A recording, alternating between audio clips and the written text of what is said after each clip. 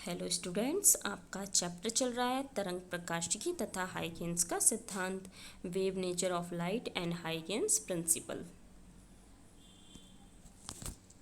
इसमें आपका टॉपिक है हाइगेंस की द्वितीय तरंगिकाओं के सिद्धांत द्वारा तरंगों के परावर्तन की व्याख्या। इसमें देखिए, माना एक प्रकाश स्रोत अनंत पर रखा है जिससे प्राप्त समतल तरंगाग्र ए बी परावर्तक पृष्ठ एक्स और ये एक्स डैश ये परावर्तक पृष्ठ है हमारा। इस पर इस प्रकार से आपतित होता है कि तरंग की किरण परावर्तक पृष्ठ के ये बिंदु ए है, बिंदु ए पर अभिलंब से कोण आई बनाती है। यह अभिलंब है, इससे एंगल ये बन रहा है आई। माना तरंगाग्र की चाल हमारी बी है तथा तरंगाग्र के बिंदु बी को, ये बिंदु बी है, बिंदु बी को परावर्तक पृष्ठ के बिंदु ए डैश तक पहुंचने में, ये ए डैश है आगे वाला पॉइंट, ये है यहाँ तक, ये बिंदु बी है हमारा। तरंगाग्र के बिंदु बी को ए डैश तक पहुंचने में टी समय लगता है।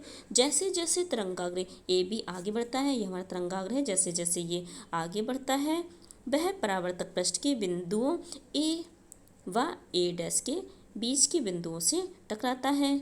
अतः हाइगेंस के सिद्धांत के अनुसार ए व ए डैश के बीच के सभी बिंदु द्वितीय तरंगिकाओं के स्रोत बन जाते हैं।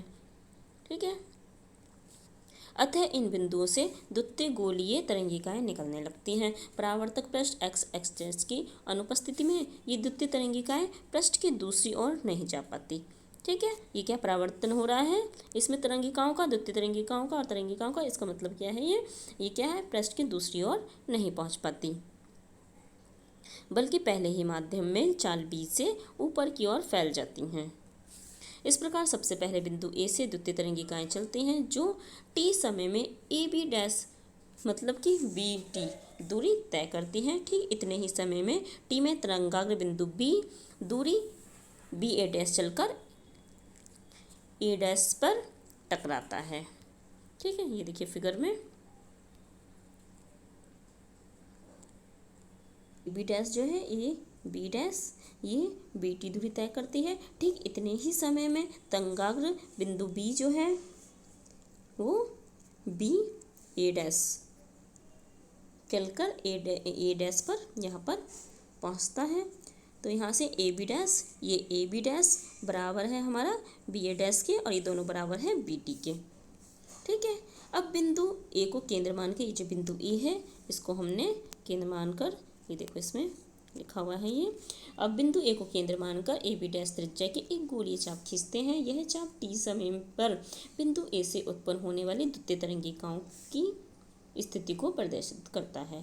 बिंदु ए डैश से इस गोलीय चाप पर स्पर्श रेखा ए डैश बी डैश है। ठीक है, ए डैश ये इधर यहाँ पर नीचे जो है यहाँ पर ए डैश है और इधर से ये यहाँ पर पहुँच रहा है B dash, A dash B dash खींचते हैं। इस प्रकार जैसे जैसे आपतित तरंगाग्र ए बी, जो तरंगाग्र हमारा आपतित हो रहा है ए बी आगे बढ़ता है, ए व बी के बीच सभी बिंदुओं से एक के बाद एक चलने वाली द्वितीय तरंगिकाएं एक साथ ए डैश बी डैश को स्पर्श करती हैं। अतः हाइगेंस के तरंग के अनुसार ए डैश बी डैश नए तरंगिका को प्रदर्शित करेगा। जो हमारा ए डैश बी डैश जो है वो नई तरंगिकाओं को प्रदर्शित करेगा, अर्थात ए डैश बी डैश हमारा परावर्तित तरंगाग्र है। ये देखिए, ये जो ए डैश बी डैश है ये है हमारा, ये क्या है, द्वितीय तरंगिकाओं को प्रदर्शित कर रहा है, ये हमारा परावर्तित तरंगाग्र है। ठीक है, ये क्या है, हमारा परावर्तित तरंगाग्र है। आगे देखिए, तो इसमें देखिए ए डैश बी डैश बराबर होगा बी ए डैश के, क्योंकि हमारा triangle A B A dash तथा angle A B dash A dash में, ये देखो ये जैसे बन रहा है हमारा फिगर इस टाइप से, यहाँ पर ये तरंगाग्र जैसे इस टाइप से जा रहा है, इधर ये ए है और ये वाला हमारा बी है और ये वाला पॉइंट जो है हमारा बी डैश है और ये नीचे वाला ए डैश है। ठीक है, तो इसमें देखिए फिगर में देख लीजिए चाहे तो आप फिगर में सीधे सीधे इसमें आपको समझ आएगा। ये देखिए इसमें ये ए बी डैश हमारा बराबर है बी ए डैश का। फिर ट्राइंगल देखिए आप, ट्राइंगल इसमें ये ट्राइंगल है ए बी ए डैश, ये वाला ट्राइंगल, और ट्राइंगल दूसरा देखिए A B dash A dash. इन दोनों में अगर हम देखें तो ये वाली ए बी डैश और बी ए डैश क्या है हमारा, बराबर है, दोनों क्या है, बी टी के बराबर हैं। तो इसमें triangle A B A dash बराबर होगा ए बी डैश ए के, ठीक है। ये वाला ट्राइंगल ये बराबर होगा इसके, दोनों ही क्या है, बराबर हैं। ए डैश जो है हमारा उभयनिष्ठ है, तो दोनों ट्राइंगल कैसे हो गया, सरगामसम हो गए, इसलिए बी ए डैश और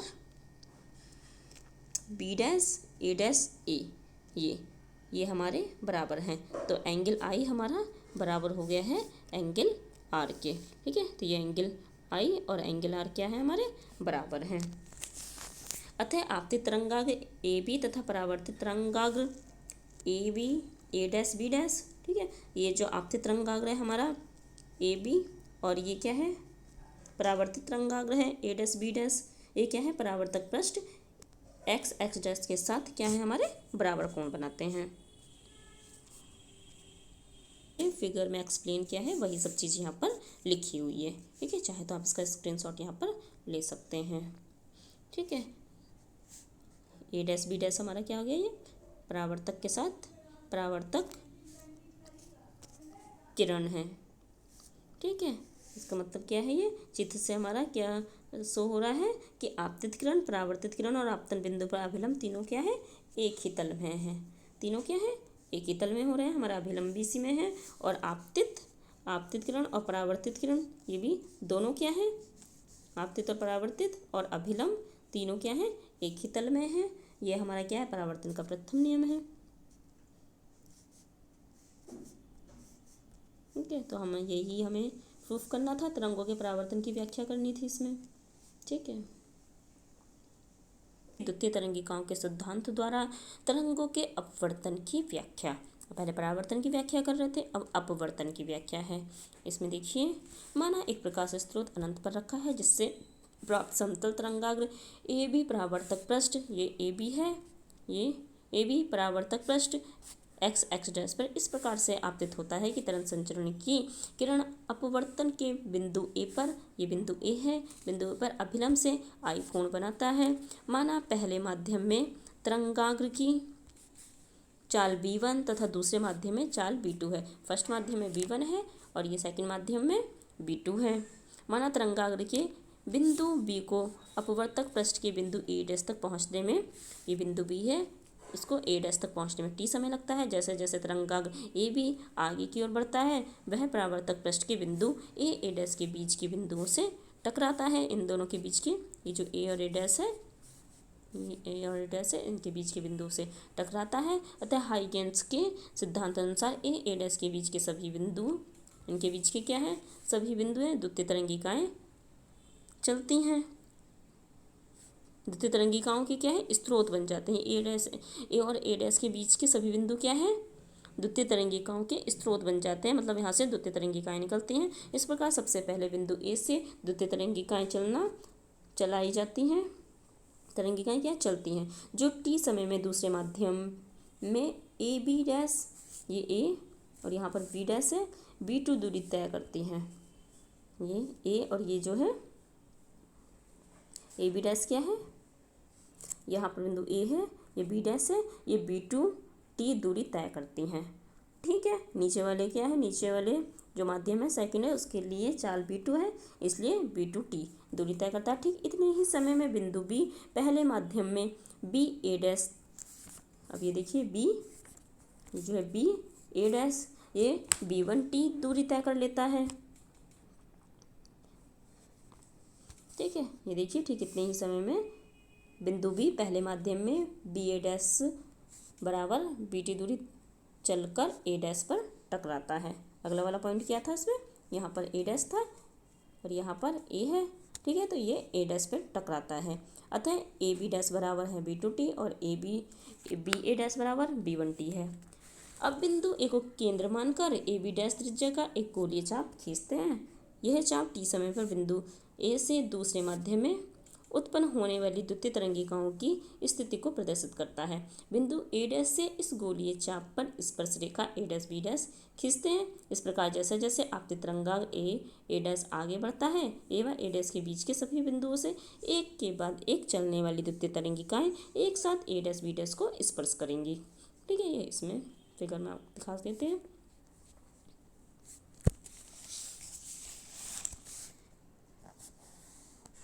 देखिए, इसमें ये कह रहे हैं बिंदु A' से इस गोलीय चाप पर स्पर्श रेखा A', B', ये देखिए A', B' हम खींचते हैं। इस प्रकार जैसे जैसे आपतित तरंगाग्र ये ए बीच को आगे बढ़ाते हैं, ये ए व ए बीच के बीच सभी बिंदुओं को एक के बाद एक चलने वाली द्वितीय तरंगिकाएं A', B' को स्पर्श करती हैं। ठीक है, A' और B' को स्पर्श करती हैं। अतः हाइगेंस के तरंगी के अनुसार A' और B' नए तरंगिका को प्रदर्शित करेगा, अर्थात A', B' क्या है, अपवर्तित तरंगाग्र होगा।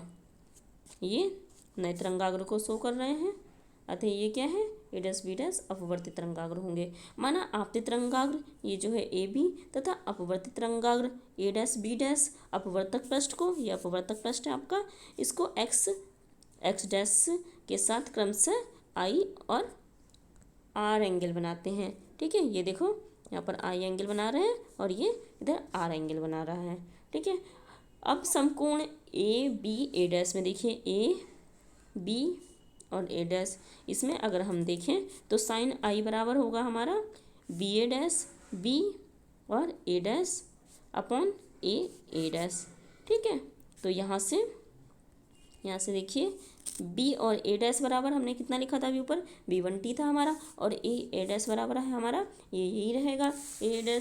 अब इसी प्रकार से समकोण दूसरे वाले में देखिए, ये समकोण बन रहा है हमारा A', ये वाला। इस एंगल में अगर हम साइन R इक्वल टू देखें, एक यहाँ से एंगल R है, तो साइन R इक्वल टू अगर हम देखें तो ये हमारा आएगा AB'।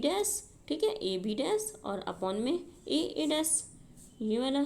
तो ये हमारा कितना है, AB' है हमारा B2T और ये हमारा कितना है A' ही रहेगा। अब यहाँ से अगर हम देखें इक्वेशन जो हमने अभी फर्स्ट लिखी है, यहाँ पर इसमें देखिए फिगर में आपको बता दिया है, अब इसमें देखना जो हमने अभी सब बताया है वही सब ये देखिए यहाँ पर लिखा हुआ है, आप चाहें तो इनका स्क्रीनशॉट ले सकते हैं। ठीक है, देखो साइन I बराबर जो अभी फिगर में हमने बताया ये वही लिखा हुआ है, और साइन R बराबर ये देखिए यहाँ से ये आ गया है।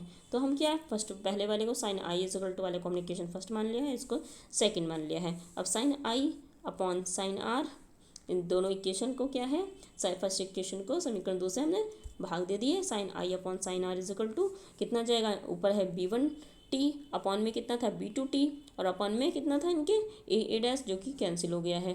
ठीक है, यहाँ से साइन I की वैल्यू कितनी थी B1T अपॉन में A', और अपॉन में हम करेंगे यहाँ से B2T और अपॉन में A', तो ये A' से A' कट गया, T से T कैंसिल हो गया, तो यहाँ से बच गया हमारा B1 अपॉन B2। यही हमारा क्या है, कांस्टेंट वैल्यू है, यही स्नेल का अपवर्तन का नियम है आपका।